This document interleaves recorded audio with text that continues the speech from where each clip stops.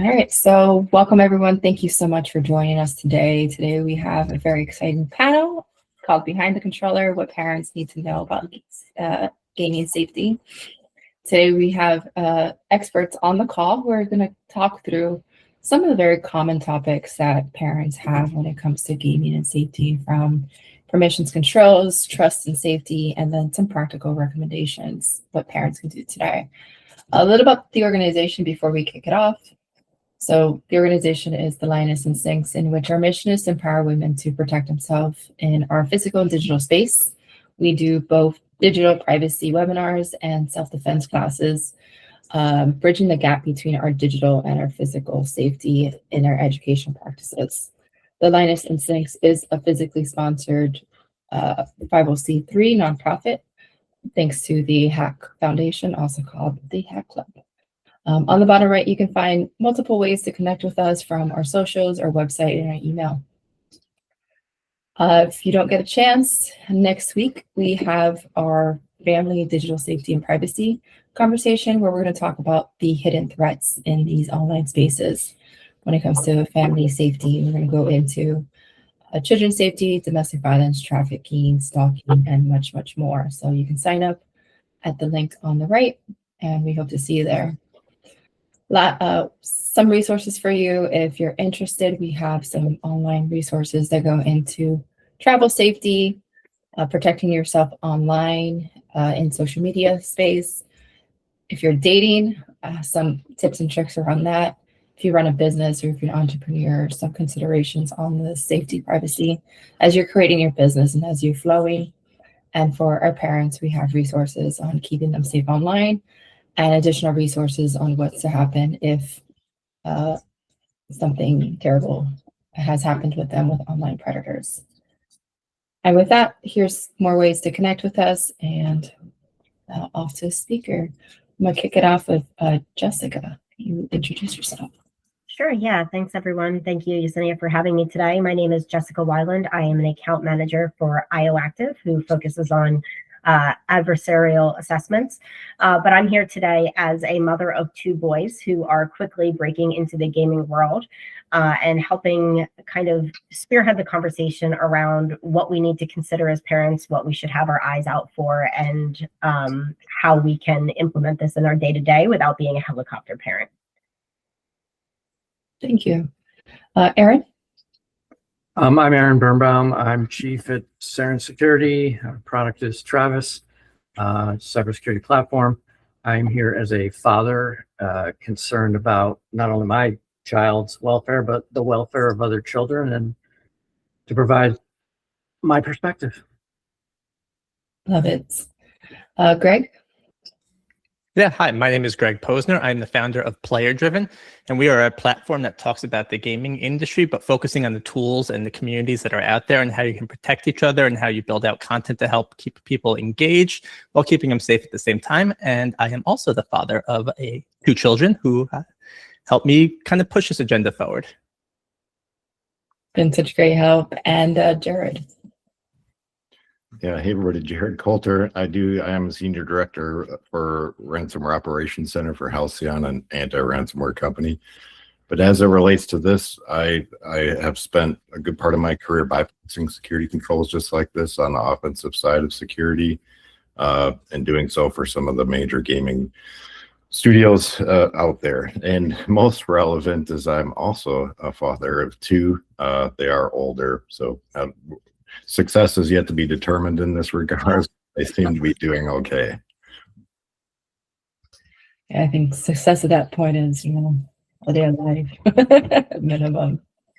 I love it. So let's go into just educational for parents in this gaming space, talking about permissions, access, and control. Aaron, I would love for you to kick off with your perspective on this and what parents should understand and know. I think the biggest thing, I have my rules and I have my one child, so I'm definitely not an expert in raising children. So I'll try to keep those comments to myself. I think that the biggest thing is that parents need to, this is going to sound silly, but as I say it, but they need to spend time with their children. They need to understand where their children are going online, what they're doing online. Are they playing, a shooter game? Maybe that's something you want to know about. are they playing a happy railroad crossing or whatever it is game? That's a different story. And how old are they?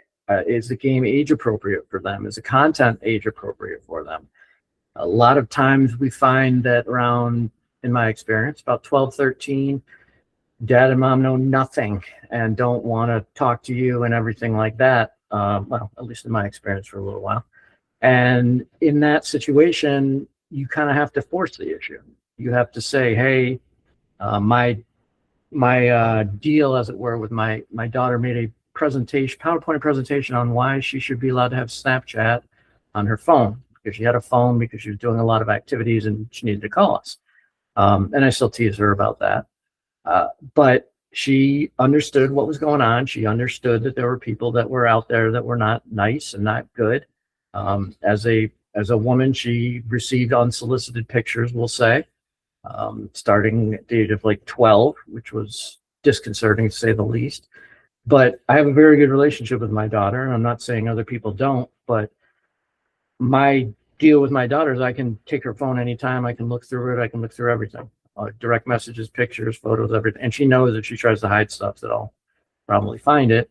So she doesn't even bother most of the time. And you know, I like to think she's a good kid, as every parent likes to think their kid is a good kid. And I think that the most important thing is I know what game she's playing. I know she plays Minecraft. A lot of her friends play Minecraft. And I didn't think that was a really big thing, but even in high schools, apparently it was a very big thing. And she has a lot of friends on various sports teams, and she's in college now, and she'll come home, and not the first thing she'll do, but one of the first things is boot up the PlayStation and go play Fortnite with her friends, which I think is kind of funny, but kind of cool. And she's much better than I am, so that stinks. But knowing what they're doing on an ongoing basis, if I go in and my daughter's in a chat room with one person, I'm not going to be like, oh, it must be one of her friends. I'm going to stop. I'm going to look. I'll be like, who are you talking to? I don't want it to come off like I think everyone's an absentee parent. I don't think that's it at all. Everybody's incredibly busy. Everybody's got, multiple jobs, multiple roles. Raising kids is a lot of time and a lot of stress. And sometimes you want to strangle them, and sometimes you want to hug them. Most of the time, just hug them. It's easier that way. But you've got to make that time to even if it's playing the game with the kid. I'm horrible at Fortnite, but I like to play with my daughter because I like to play with my daughter. And it's not so much about the game as it is about spending the time with the kid and understanding, because during that time she might say, hey, I had some freaky guy or some freaky person reach out and say weird things to me. And when she was growing up and that would happen, I'd be like, you block them, you don't engage. You block them, you don't engage. And it's easier said than done. I absolutely realize that. But I think that spending time with the kid, understanding what they're playing and even why they're playing. Are they angry? Are they frustrated? And so they want to play a shooter game and, blow off some steam? That sounds relatively mentally healthy, but maybe it isn't. I'm not a trained psychologist. Maybe that's a manifestation of violent behavior. I don't know. I have my own beliefs, but I don't have any empirical evidence. I know when I was younger, I used to do that, and I haven't ever been convicted of serial killing, so I think we're pretty safe on that one. Keyword convicted. Joking aside, but yeah, I think it's really important. Like, I remember my dad just called everything a Sega for like years. I got a PlayStation, it was always Sega, and I was like, do you know what we're playing? He's like, I don't really care. So I love that idea of just having that parental involved, because I think it'd be a fun thing. Jessica. Yeah, and I think playing on top of what Erin is saying, it's not just about spending the time, it's taking the time to understand the permission requests when logging into a game. What feasibly does a game need to have access to perform at the level of standard that is accepted or appreciated for gamer experience? So like realistically, if my kid is playing Minecraft, does the game actually need access to his content, his contacts, his messages, his camera, his phone logs? No, probably not, because none of that is needed to participate within the gaming infrastructure. Now, if I'm playing a game where there is a level of use of your facial structure, then yes, it might need access to your camera in order to realistically mold you to the game's characters. And I think this is where parents need to start making decisions about what games their kids can interact with based on the permissions that they're requesting or denying those permissions. So I think that's also a very big part of it, is understanding what is needed. It's a very good point. I'd like to jump in and say, Aaron, I love the idea of just spending time with your kids, right?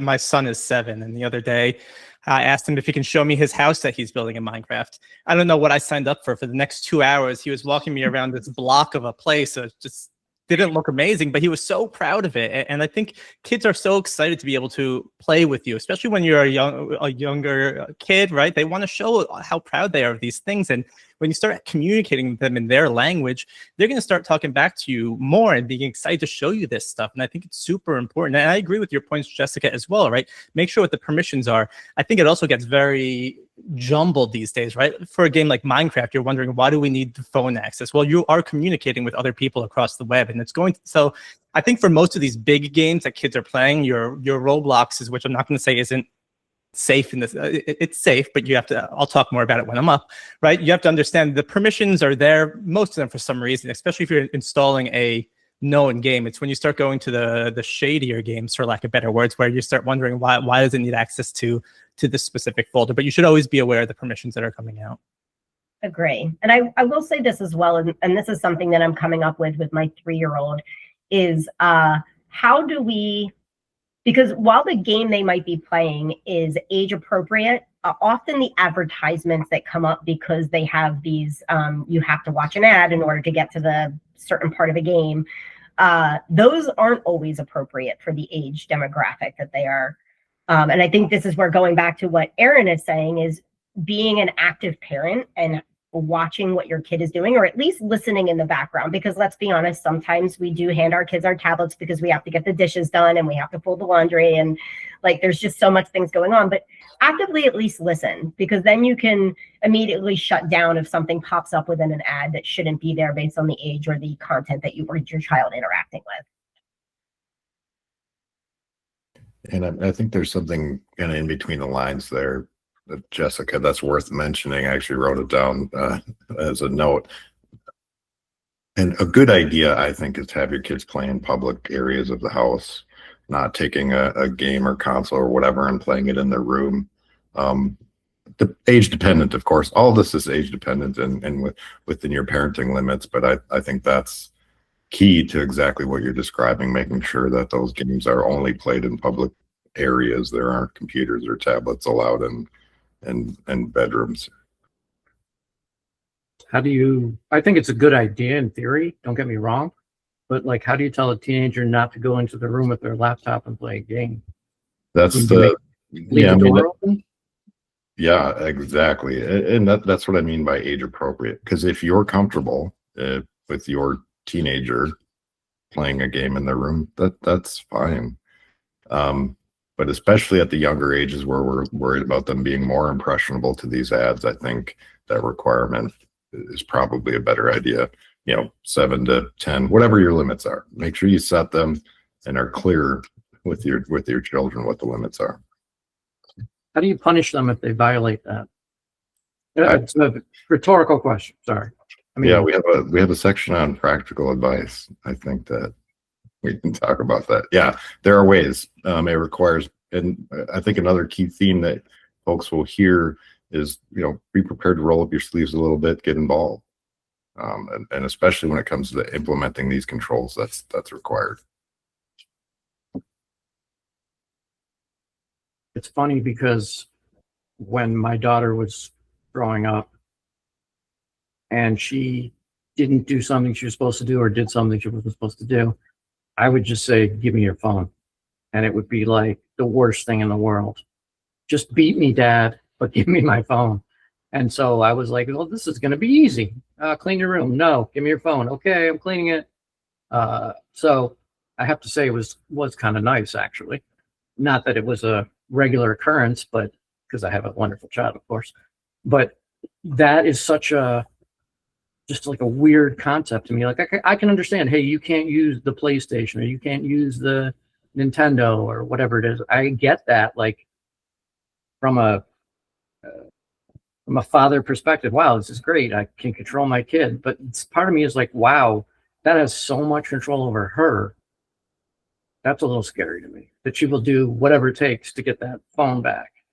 And for her, she's an only child, so for her, it was their socialization, especially like during COVID, because she wasn't going out of the house and people weren't coming over. So, you know, you get a little more slack, a little more relaxation, but still, she said to me when she was about 18, she said, I wish you hadn't got me a phone and let me on social media so early, which I thought was a very self-aware thing to say, because she saw more of her friends than her. I think disturbed her, the things that she was seeing and the fact of what other people were doing with these cameras, recording devices, and everything like that. But let's stay on topic, Aaron. Sorry. No, but it's a good one because I got my phone very later in life. Like I think I was a senior in high school and my parents finally caved and they're just like, I would do activities after school. So I was like, I have no way to call you if I need to. So they gave me the phone and I honestly, I mean, I've been in the dark web since I was like 10. So I was already like, you know, unsupervised in this tech space. So it's really interesting to hear the perspectives. And, you know, as you guys were talking about the punishment, I was like, my parents would just take the devices. Like he would just literally take, because he didn't know anything. And I'm like, when I have children, I'm going to like block Wi-Fi, you know, block this, block that. But in the end, you just create little hackers and, you know, it's going to be a fun little game of cat and mouse at that point, but not all parents are in that technical level. So it's really interesting. Let's move on to the next area of topic, which is trust and safety, right? So we've talked about a lot of the risks that it comes with this, from the permissions, the access controls, the people that are involved in it. What are these like community risks? Like, how do we moderate this? And what are behavioral concerns that we might see in kids that are either being grooming or, you know, they might be hiding something that they don't want you to see? And with this, Greg, we'll kick it off with you. Yeah, and even before kicking it off, to talk about your last point there, Yusina, when you were talking about kind of kids are little hackers, right? One of the things you talk about in game design is that people are always going to test the outer limits of a game. They're going to push it as far as they can until they can break it. And kids are no different than this. You put any type of restriction on the kid, they're going to see how far they can push that barrier until sometimes it eventually breaks. So keep in mind, everything we talk about today, kids will find a way around it. Kids will break it because kids are just built to be able to find ways to get through it. I talk to my wife all the time. Like, we have cameras all over the house now. It's like, all right, the kids are never going to sneak out of the house one day. And I guarantee you the kids are going to sneak out of the house one night and we won't realize how it happened. But they're sneaky little kids. And, you know, I grew up in this age where, and most people probably did, where I grew up with a 56K modem and my parents would be on the phone and I'd want to connect to the internet and my mom would be on phone for the hours just talking to whoever's talking to it. And for kids, gaming is that way to phone call, right? They're sitting on Minecraft, they're sitting on Roblox, they're sitting on Fortnite. This is really the place where they engage with one another and they hang out. And it's really important to understand that this is where they live and we don't want to impede too much on it because we want them to be able to have this social engagement with each other. But it's really important to make sure that they're only engaging with real people that they know and that they've met before. And I think that's the important thing to know, is that most of these platforms, you'll hear a lot of kind of scary things that can happen. And yes, you need to be aware of what's happened. But one of the biggest things that people need to be worried about is this thing called platform hopping. That's one thing where basically what all these people who are bad characters on the internet want to do is get you off the gaming platform. Because believe it or not, these gaming platforms, especially the major ones, have lots of tools built in it to try and prevent any type of thing from happening. And I'm going to talk about some of these tools, but Platform hopping is the idea of me sending a link to someone like Aaron saying, hey, I've loved talking to you. Let's keep talking on Discord, or here's my WhatsApp. And all of a sudden you're in Roblox having a good time, and you click this because this guy says he's going to give me something free if I go to this WhatsApp account. And then all of a sudden the platform can't moderate you anymore. And it has no more say of what you're doing. And people are going to go back and saying, screw that platform. They got me in trouble. And yes, the platform could have probably put some more tools to try and track this stuff. And they do, right? But once you're off the platform, we kind of lose control.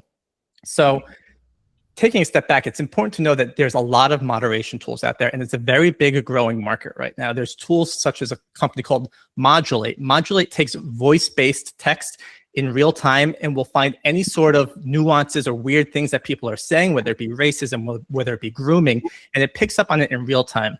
They're actually implemented in Call of Duty. So when you go in Call of Duty, you agree all this stuff. So they're operating at high scale, just very high volume of data coming in. And it's nuts to be able to see this technology, how in real time it's capturing. And when it first blew my mind was the fact that it's looking for grooming. People always think it's, oh, people cursing, people saying bad things. No, there's grooming. There's a lot of just bad things going on the internet.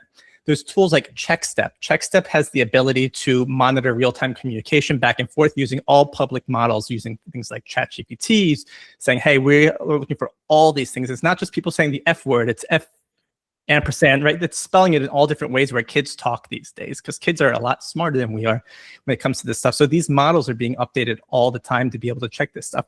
There's a tool I've just learned about called ABA, and what they do is they actually monitor the number of keystrokes you do per minute, right? Imagine that, you're with a bunch of kids who are typing to each other in Roblox. They're probably typing like this because they're not experts. And then if you have this guy that's coming in afterwards typing 140 to 160 keystrokes per minute, that might be a sign that, there's something weird going on, and we want to be able to monitor this. You need to understand that a lot of these are first specifically targeted attacks, right? They know what are going to get kids to kind of want to talk with each other. So the first thing you need to be able to do is really stress to your children that, hey, and even for us, I fell for something not that long ago, right? And I live in this world. So these are designed to trick us. And if it can trick me, and I'm not the smartest one here, it can trick anyone. And it's just, remember, talk to your friends. I think Aaron mentioned it. Look at the friend list. Have full access to that, saying, hey, you know this person in real life. You can connect with this person, right? If this is a stranger, you shouldn't be talking to this person. It's important to understand how the platforms can be there to provide that security for you and understanding that for you. And I actually had a question for both Jared and Aaron, right? Are you more worried about the games that your kids are playing, or are you more worried about the people they're interacting with? Both. Both. Do you think that changed with time, though? Do you think in the beginning it was one or the other? And you can say no, right? It is what it is. I think when my daughter first started playing what I would consider massive online games, whether role-playing games or whatever you would call Roblox or Legos or Minecraft or whatever it was. I'm pretty sure it was Minecraft. And she was playing in a closed server with 4 of her friends. And that was it. And you couldn't get in without a password. One of the kids was a little bit of a hacker, and he had modified their servers so they could do all sorts of cool stuff, which I thought was pretty cool. But the game to me is like, I don't go to a bar to drink. I go to a bar to meet people and hang out. And while I'm there, I'll have a drink. But that's me. So for me, it's less about the game than it is about the social community. Like, I recently started playing a updated version of a publicly hosted game from 2001, to date myself just a little bit. And the graphics are crude. The story the story's good. The context, the background is rich, but that's not why I play the game. I play the game because I literally have met people that I'm still friendly with 25 years later on the game. In a social environment, in a guild, in a group, in a clan, whatever you have. But that's me. Some people, as I said, I'm having a bad day. I'm going to get online. I'm going to just shoot people, and that's going to make me feel better. For my kid, it was more about the socialization than the game. I don't think she naturally takes to firearms, but I could be wrong. It was all of her friends were playing Call of Duty and Fortnite, and she tried playing Call of Duty. And I'm not questioning what you're saying. This is years ago, but I listened in on one of her sessions, and it was like the most racist filth. It was horrible. Let's just put it that way. But it was the way high school boys talk. I'm not excusing it. I'm understanding it. I'm not saying it's appropriate, but it honestly did not surprise me that much. But I was like, wow, there's certain words I just don't have in my house. It's that simple. They're just bad words. My daughter pretty much feels the same way, and they were using a lot of those words. She doesn't play that game. And I don't know if it's because of the content of the game. She's not a shooter person, or because of the comments of the people in the game. But she still plays Fortnite, which to me, it's 6 of one, half dozen of the other. But again, it's about the community. Who's she playing with? Is she playing with the hardcore, men and women over here that are, that's their life? I mean, I know a professional Counter-Strike player. And he's like, yeah, it's crazy. I just turn the volume off. I turn the microphone off. I don't engage. And people don't want to be on my team because I won't have that engagement. But I don't want to deal with their beliefs and opinions and things like that. I just want to play the game. Yeah. So that's my answer. But yeah, I mean, obviously, if my daughter's playing a stab game of their parents, I want to know that. But not to my knowledge, she hasn't yet. So I think I'm okay. Yeah, I think that's great, right? Understanding, first of all, if you're in a private lobby with your friends, it's probably going to be a little bit of a different conversation than if you're in a public lobby, right? And some of these tools, I'm not sure how many people have used Discord, but that's a big one, right? They've just implemented a new verification where you have to scan your driver's license if you want to be into public channels and be considered an adult. It got a lot of backlash, and it will continue to get backlash based on who's holding this data, and it's neither here nor there. But the idea is if you want to be considered an adult on this platform, you got to prove via a driver's license or some sort of identification that I'm of age. And people act all shocked when these laws come into place, but they've existed overseas in many different countries for years now, right? So it's not necessarily that we want to watch you. I'm not going to say it's not. I'm not a part of any of that stuff, but these tools are implementing these things to make it safer for kids to come into. It's up to the parent to decide, do I want to be able to enable this for my child or not based on that? And it's a fascinating conversation because it's all happening in front of our eyes right now, and it will be exciting to see where it goes. There's also right now, if I recall correctly, the trial about our social media companies negligent in creating these platforms for people, because Section 230 of the Communication Decency Act says if you provide a platform and don't moderate it, you're not responsible for what's on it. When you start to moderate it, then you become responsible for what's on it. So naturally, none of these companies wanted to do anything to moderate it. Now, is it big tech is the boogeyman and we can blame everything on them? I don't know. But the facts of that case, I'm not going to get into, but there's obviously we want to protect our children, right? And I mean, that's why we're all in this discussion right now. It's important to us that our children be safe, and whether that's mentally safe, physically safe, or, online safety. The thing is, I talk about this with my friends a lot of the time, and it's when you first got out of high school or college, you got your first job. And they took you in and they showed you how to work the phone, and they showed you where the coffee machine is. And if you're really old, they show you where, or you're in healthcare, they show you where the fax machine is. And then they hand you a computer and say, go for it. Like, nobody ever taught you how to email. Nobody ever taught you what to do. You just kind of picked it up and learned it, or your friend showed you, or somebody at work showed you, or you read an article for your own curiosity, but no one ever told you, oh, by the way, there's a lot of bad people on the internet. There's people that are going to try to scam you. There's people that are going to try to mess with you emotionally, mentally, and you should be very cautious of that. That never happened. Did that happen to anyone in this room? Even corporate training now, be aware of security vulnerabilities is just, that's about it.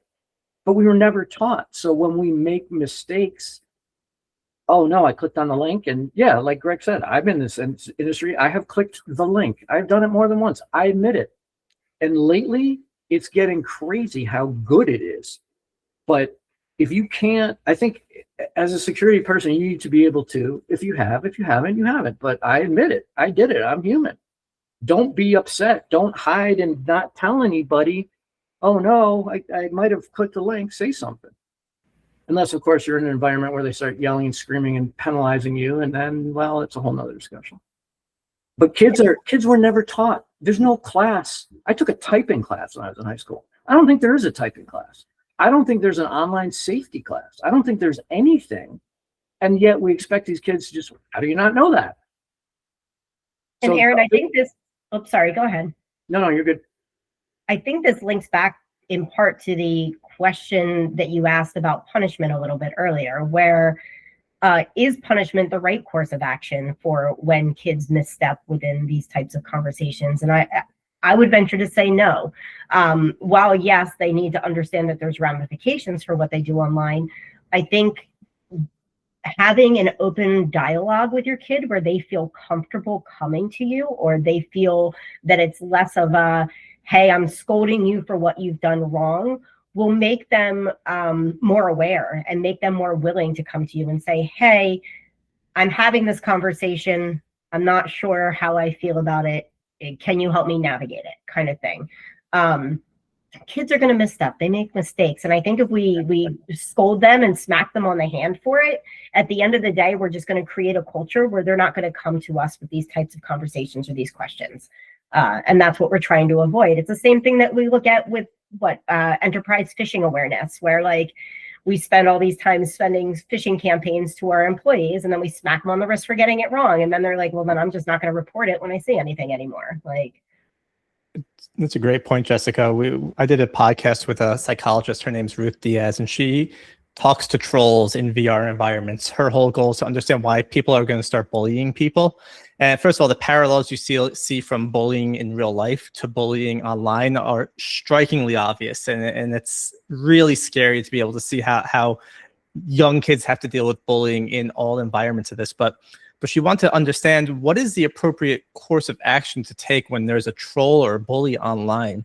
Because if you block them, that's what they want. They want to be blocked. They want to be able to get under your skin. So you block them, and then they're going to go to the next and do the same thing over and over again. The idea is to have that conversation with them and understand what is that root cause. Why are you doing this? Well, what pleasure is it bringing you? And I think, Jessica, your point's great. Like, your punishment isn't blocking them. They're just going to get pissed off at everyone and get mad at you and then go back to playing the game when the punishment's over. The punishment is you got to talk to me for an hour and tell me what's going on here. I need to understand why you're acting like this online, right? And it's not removing the device from them, and maybe you still put a little bit of a block on it, but it's getting to that root cause. And sometimes it's an uncomfortable conversation. It's just, as the adult, you kind of got to try and get that conversation out of them. The communication in any relationship, professional, personal, intimate, whatever, is such a crucial aspect. And it's hard to sit and have a conversation to Jessica's 3-year-old as an adult. You're not going to both want to do the same types of thing, but hopefully there's mutual love and respect, and you can try to get to their level, and they can try to act a little bit more, responsible. But do we want to say, listen, I'm really worried you're going to be groomed and abducted and all these horrible things are going to happen to you. You don't want to have that conversation either. It's hard. It's hard being a parent. So to kind of connect, Aaron, what you were saying much earlier, and taking a little thunder from Jared maybe, is basically what I like to always do is just do a vibe check. As Aaron was saying, sometimes your kids just want to play a shooting game because they had a rough day and they just want to get their frustrations out. There shouldn't be anything wrong with that. My son's 7 and he and I play Fortnite together. Is it good for a 7-year-old to play Fortnite? Probably not, but you know what? It's not negatively affecting him. He's not getting angry about that stuff. But when you start seeing your kids rage quitting, getting angry, if they're depressed after playing something, right? Use that as kind of like a smoke detector. Like, hey, something is wrong here that's bigger than that. It's less about, in my mind, and everyone's different, and that's fair. It's less about the game that they're playing. I'm not going to let him play GTA. But it's more about that vibe check of how is he doing afterwards? Can he handle this? Is it really pissing him off and it's getting to a point where it's frustrating us? That should be more of your worrisome part of it than specifically what game they are playing. I don't want to have to look at myself, though.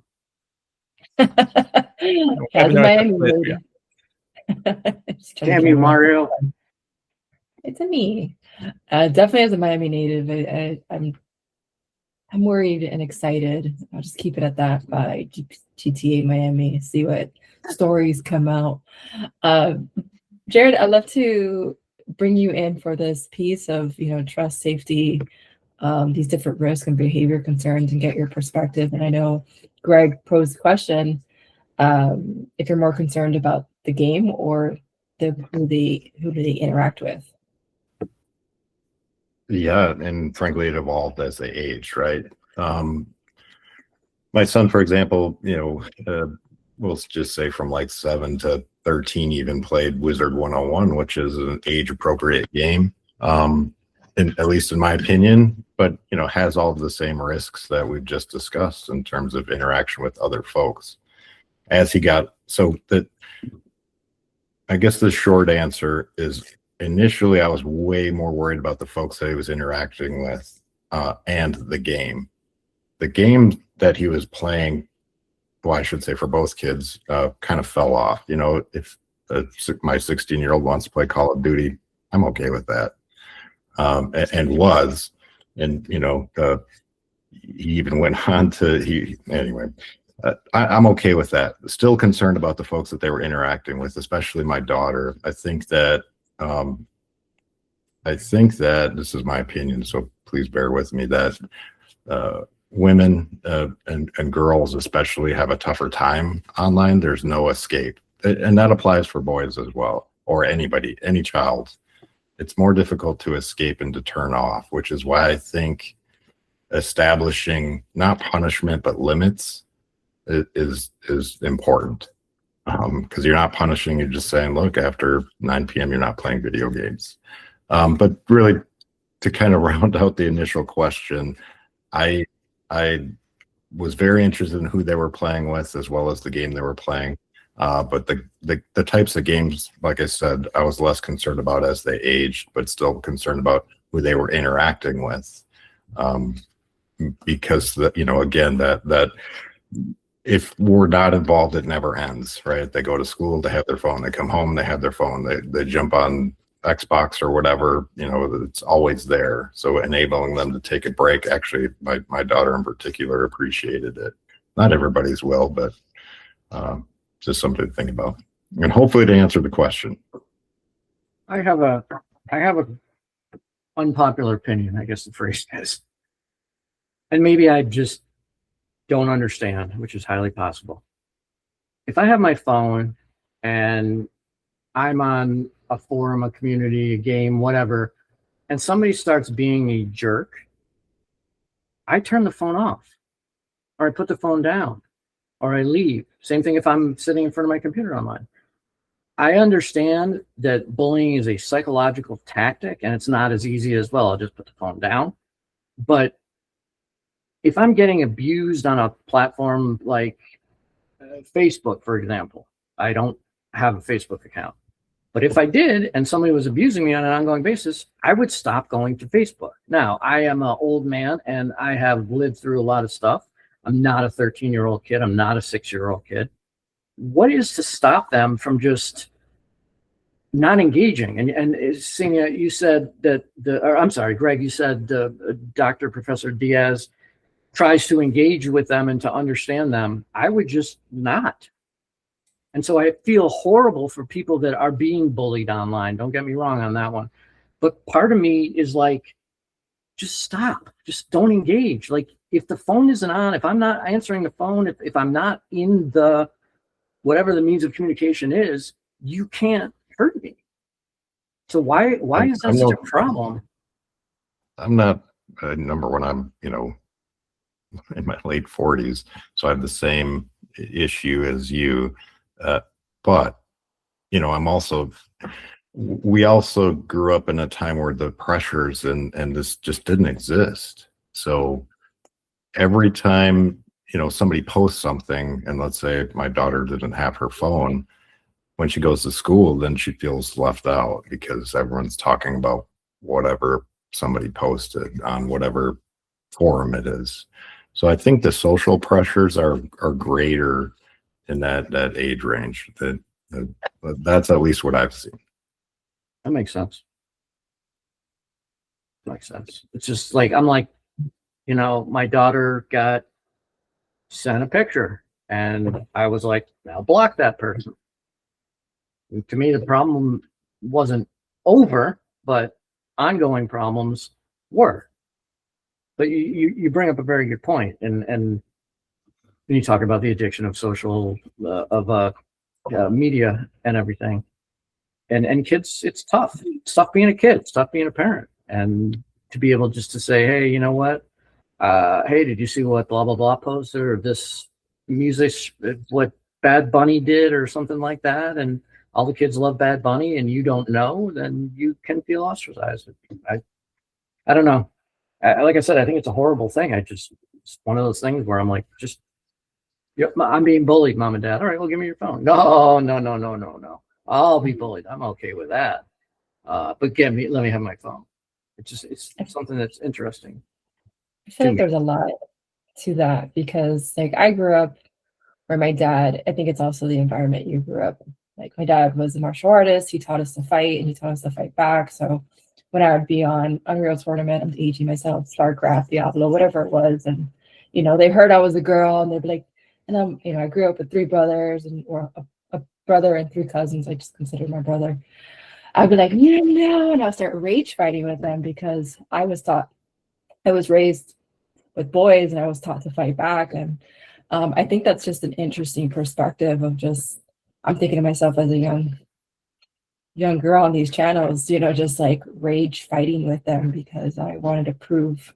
I'm like, all right, you come over here. We're gonna like, was it player versus player, and let's go. So it's really just interesting to hear the different perspectives. And now as I'm older, I'm the same. I'm like, all right, I'm gonna block you. I'm gonna go, you know, play some Pokemon where nobody can bother me, or you know, whatever it is. And let's shift gears a little bit. You know, what are practical recommendations? Like we've talked about the risk, we've talked about, you know, permissions and things like that. What can families kind of do today? I know we've talked a little bit about it, but Jared, I'd love for you to kick this one off and share some recommendations that you have for parents. Yeah, and again, look at it through the lens of adding limitations and better understanding from your perspective as a parent versus punishment. Although at times, and the other caveat is with this, as I think Aaron mentioned or alluded to, as kids get older, these conversations will be tougher, or you know, they'll be more adamant about, I'm just going to play this in my room or whatever. So keep that in mind and be prepared, I think is the key there. And again, really just offering some options and some ideas to reduce the complexity, because this is, you know, adding practical controls around, you know, devices and gaming is somewhat complex, but what the idea again is to reduce that. So here's an example of advice that I would give somebody, a parent. I don't know how many people think about this. I do, but I'm also pretty kind of a technical nerd. But make sure that you standardize on device type, iOS to iOS. Meaning, if you have an Apple device, make sure your family has an Apple device. If you prefer Android, you know, help your family prefer Android. I failed in that regards, but it's still working. What that enables you to do really is to have a child account associated with your parental account.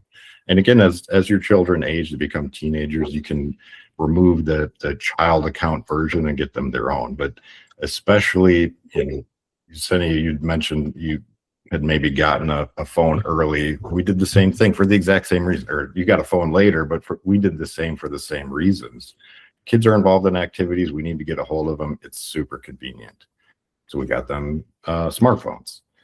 But making sure that it's tied to a parent account, all the approvals, you know, apply. Meaning you can control the purchases that are made associated with the child account. There's actually quite a bit of flexibility in there.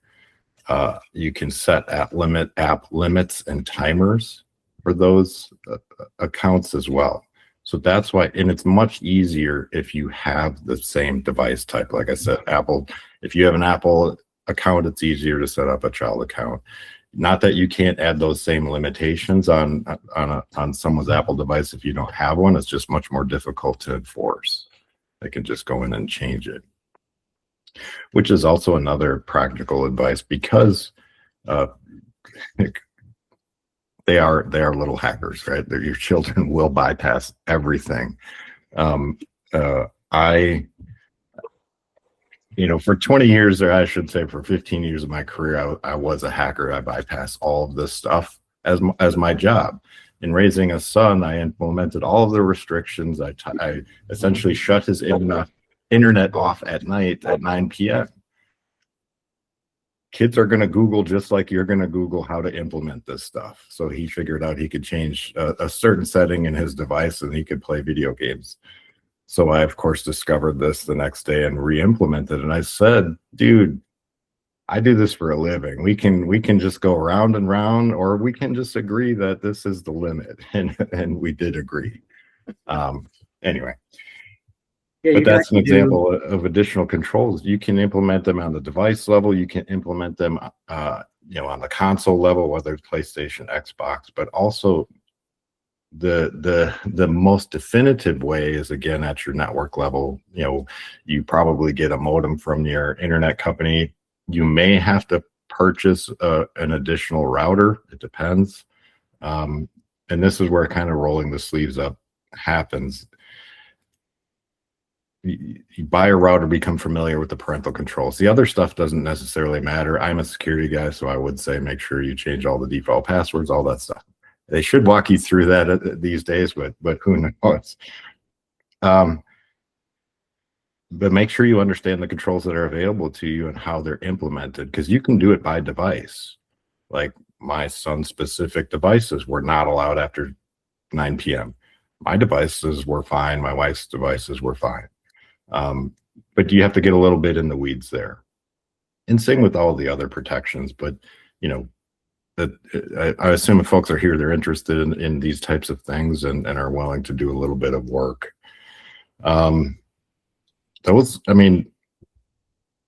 Back to making sure, especially younger children are playing games in public parts of your home, so that you can monitor that and ensure that those controls remain in place, which is probably the next advice I would give, is to regularly audit those controls, because they will bypass them. I don't know. Anyone else have any? I was just going to add, you can also restrict by application. Like my daughter likes to have TikTok. I do not allow TikTok.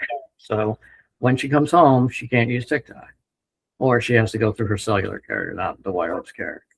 But yeah, I mean, I think that knowing what applications your kids are using is also a significant factor. And I remember there was some hype fear story about, I found my kid has Linux on his computer and Discord, and now I think he's going to grow up to be a criminal hacker. I'm like, okay. It's a tool. It's how you use it. A hammer, I can take a hammer and build a house and protect myself. I can take a hammer and smack somebody in the head and kill them. It's a tool. But I think your suggestions are excellent there, especially turning it off after 9 o'clock. Yeah, and read, actually, Aaron, a great point. Read the applications. Like Roblox has controls, right? Yeah. Fortnite, I think, has controls depending on the platform. I'm less familiar with that. My kids were very much into Roblox as well. That's the one that probably scared me the most. The others less so, just because probably headlines. Not that Roblox isn't safe. It is. And they have taken the steps to enable parental controls. But the overarching point is read up on the apps or the games that kids are playing and understand what controls are available. Because everything, I guess maybe one more piece of advice: if you have to sign up for an account, make sure it's to an email address you control, because you should be able to approve all friend requests and talk about the common theme throughout is just talking to the child and understanding who's making these friend requests. Oh, great, it's Bob down the street, approved. Yeah.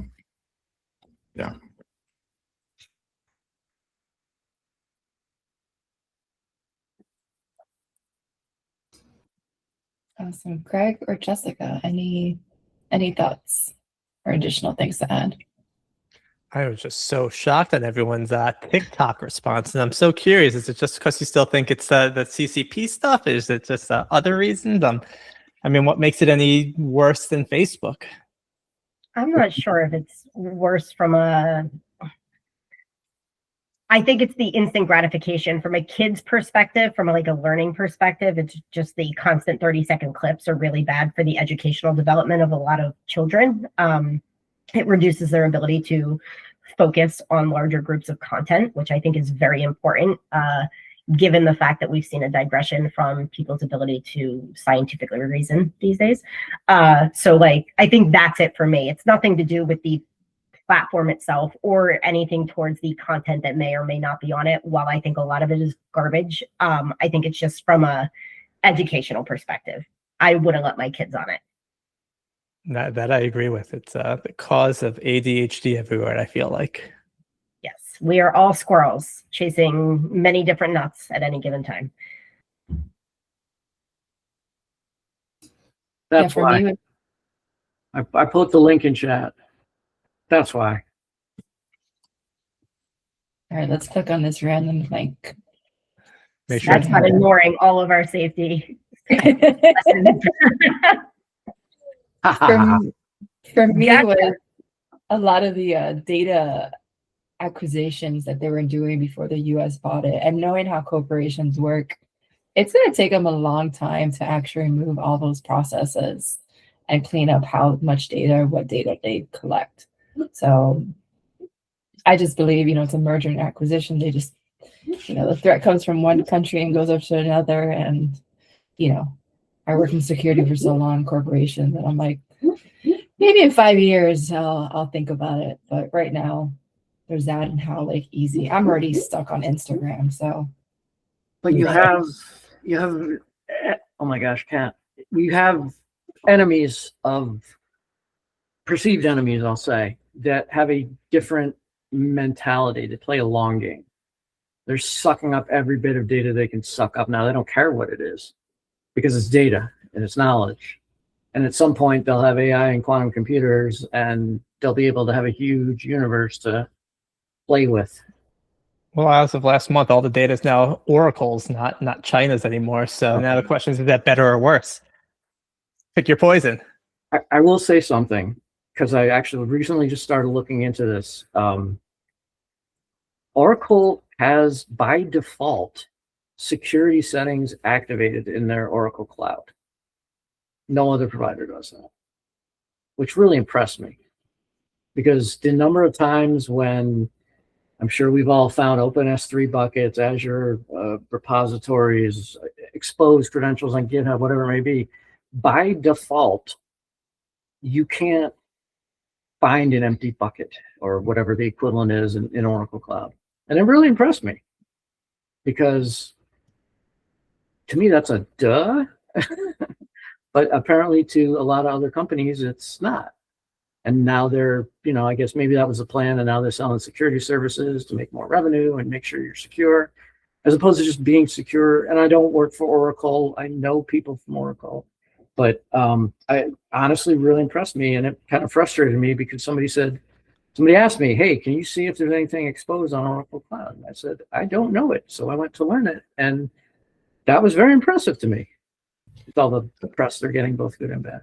I think this is a great translation of implementing controls for adults, though, because what I see and why many of those organizations expose themselves is they're enabling folks to leverage technologies they're not familiar with. I know a lot of developers that say, I'm not a cloud person.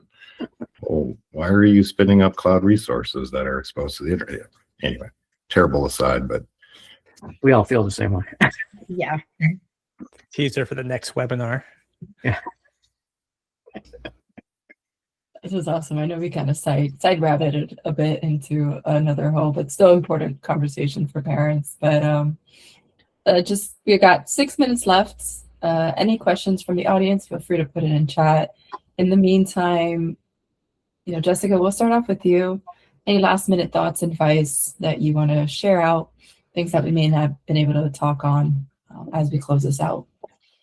I don't know if it's anything novel or new, but I think at the end of the day, what we've kind of wrapped it around is a lot of this is about conversation and about visibility. So being willing to have the talk and having the wherewithal about you to do the research instead of just blindly letting your kids download and interact with different apps. I think those are probably my two key takeaways. Thank you. Greg? Yeah, I think, as a gamer and a father of some gamers, I love being able to game with my kids, let them see the fun that they're having. I think be mindful of who their friends are, who they're playing with. And most important, it's all about balance. Go outside, play outside, do stuff outside. You can't just be on games screens all day long, as much as I would love to. You need to get away. You need to get out and engage with real people in real life, because that helps your social skills. That has the skills that you'll have online. So everything is all about balance and just making sure you're communicating with your kids. Love it. Jared? I mean, I really love the idea of and I still do this. My son and I will play, Call of Duty once in a while. I love the idea of making sure that the play aspect, because that engagement, I think, helps build relationships, right? And again, agreeing on early and understanding limits, of course, is pretty key. And save the best for last. Aaron? Oh, you're sweet. The loudest for last. No, I think we've all kind of agreed that communication is important, but just to hammer that home, I learned a lot of things on this call that I was unaware of, and I'm really glad to be a part of it. So thank you for inviting me, and thank you for sharing this. If anyone's watching this later, I would say if you get, if you want to reach out to us, with any comments or questions or anything like that, I'm sure that all the people on this webinar would be happy to spend a little bit of time talking about their experiences. But again, again, to speak of I do this every day and I do this. I'm learning things every day too. And I had no idea the level of controls. And I've been a gamer since, well, before most of you were born. But anyway, and I still play games. And I have a shelf of these things called CDs and DVDs that we used to get our games on. And What is that? a while ago, even floppies, but I won't date myself. But you're always learning things, and you can't know everything, and you can't be super dad or super mom. You just got to do the best you can do. And, hopefully you have a good kid, and hopefully that you build a good relationship with them, and they understand that you're doing it to protect them, to help them, to keep them safe. And that's pretty much a primary responsibility as a parent. My dad used to say, my job is healthy. Yeah, mentally healthy. My dad used to say, my job, you're going to do stupid stuff. My job is to make sure you don't kill yourself doing it. Which I think is a very good attitude to have. And I told my daughter that too. I love my dad too. Yeah, my dad told me the same thing. He's like, well, for me, it was kidnapped and killed. Kidnapped and or killed. So that was what he was mostly worried about, stranger danger. But thank you all so much. This was such a fantastic panel. We had such great conversations. I learned a lot as I prepare for upcoming children that I will be having. This has really taught me the different things to think about as they age, and the little battles I'll have with my future little hackers. So much fun. But thank you all so much for this. This will be posted on YouTube later this week, and we'll tag you and blast you on social. Well, thank you so much, and enjoy the rest of your day. Thank you. Take care. Thank you, everyone. Bye.